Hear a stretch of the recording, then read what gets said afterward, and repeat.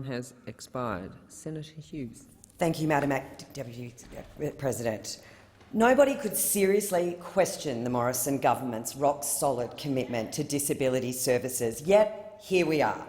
To see this issue being treated as a political football is quite simply offensive. But if Labor insists on inviting us to debate and defend our credentials in cleaning up the mess of the NDIS we inherited from the Gillard government, then Senator Keneally consider this speech my RSVP. The latest attacks on our funding commitments to the NDIS conveniently overlooks 7 years of hard work from the coalition to finish the job started by Julia Gillard with such undue haste. In the dying days of her government, she ordered the NDIS start from July 1st, 2013, defying a recommendation from the Productivity Commission to start a year later. As the Commission later pointed out, the NDIS was like an aeroplane being designed in mid-flight. The MPI has no foundation whatsoever and proves a thorough lack of understanding on the part of the opposition about how the NDIS is funded, and is just as ignorant about the purpose of the NDIS Reserve Fund. The government completely rejects any proposition it is withholding funding to the NDIS to the states or to the territories.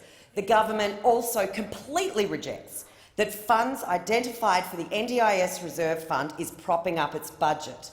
The NDIS is fully funded on an ongoing basis for every participant meeting the eligibility requirements. It's fully funded in a way that allows the Morrison government to build a strong economy and bring the budget under control.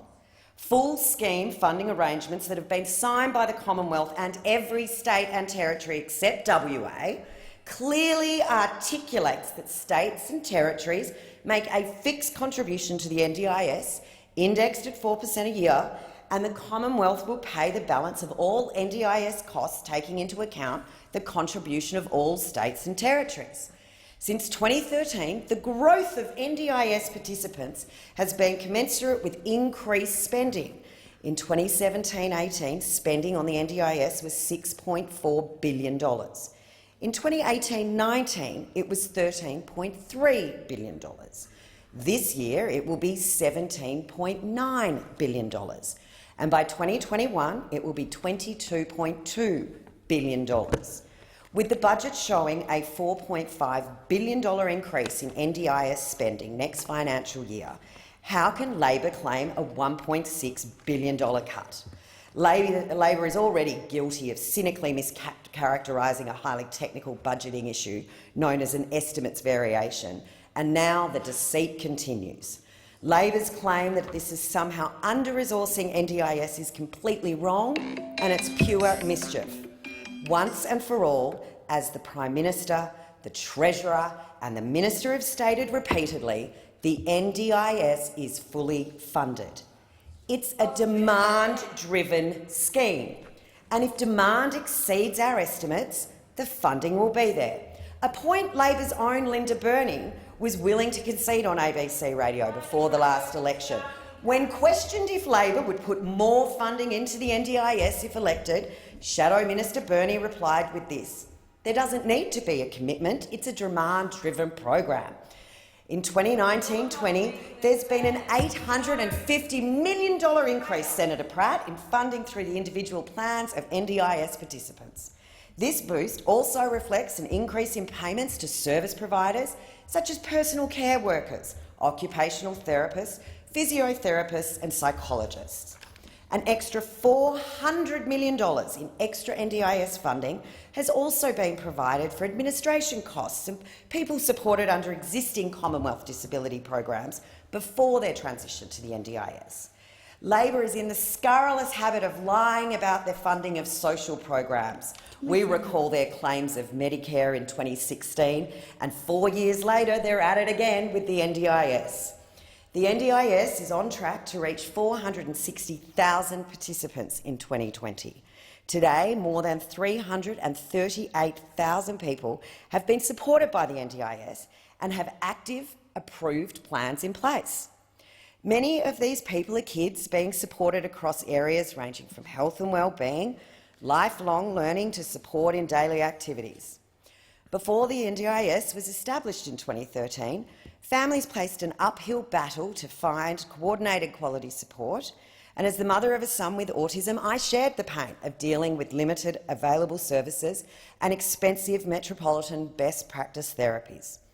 The introduction of the NDIS has been a great help to many families, including my own, who previously had little to no assistance. The NDIS is the biggest social and economic reform Australia has undertaken since the introduction of Medicare.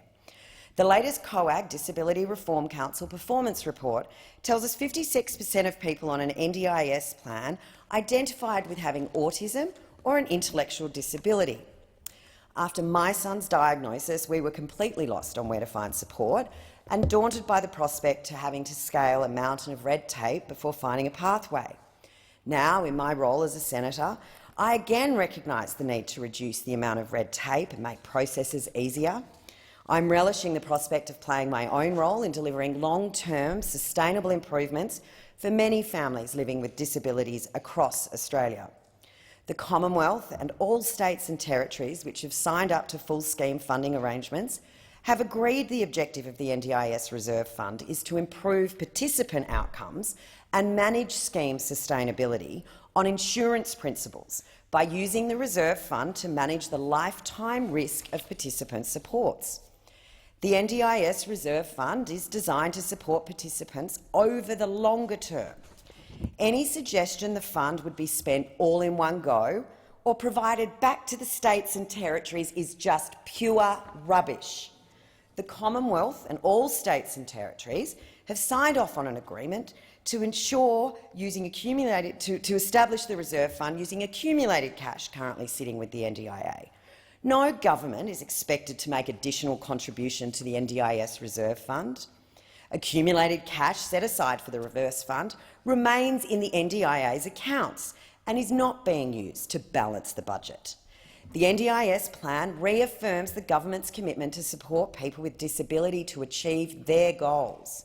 The plan reaffirms the National Disability Insurance Agency's commitment to deliver world-leading NDIS to an estimated 500,000 participants over the next 3 to 4 years. The plan is all about establishing the NDIS onto a business-as-usual footing and long-term success. The plan focuses on quicker access and quality decision-making, increased engagement and collaboration, market innovation and improved technology, a financially sustainable NDIS, equitable and consistent decisions, improving long-term outcomes for people with disability, their families and carers.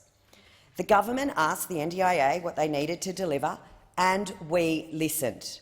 The NDIA is currently filling an additional 800 APS positions capable of exercising delegations under the NDIS legislation, bringing the total NDIA workforce to more than 11,000.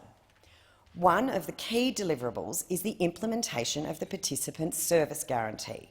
The independent review of the NDIS Act by Mr David Tune to inform the development of the guarantee has been complete and set the foundations to establish the guarantee.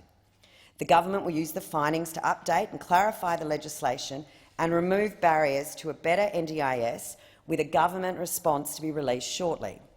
The government's NDIS plan is already having a significant impact. There are now 338,982 Australians benefiting from the NDIS as at 31 December 2019, including 134,455 people receiving disability supports for the very first time, 40% of the total number of participants. Aboriginal and Torres Strait Islander participants are up to 7.8%. Culturally and linguistic diverse now represent 11.1% of participants who received a plan in the quarter. The average wait time for children 0 to 6 years to meet NDIS access has been reduced from 43 days in June 2019 to an average of less than 3 days in December 2019. The average time for children currently awaiting a plan has reduced from 104 days at 30 June 2019 to 44 days as at 31 December 2019. We are all in this together, and frankly, we owe that united front to people with disabilities who deserve so much more than having to listen to gratuitous, unfounded and feeble accusations from a Labor Party that deliberately ignores the truth.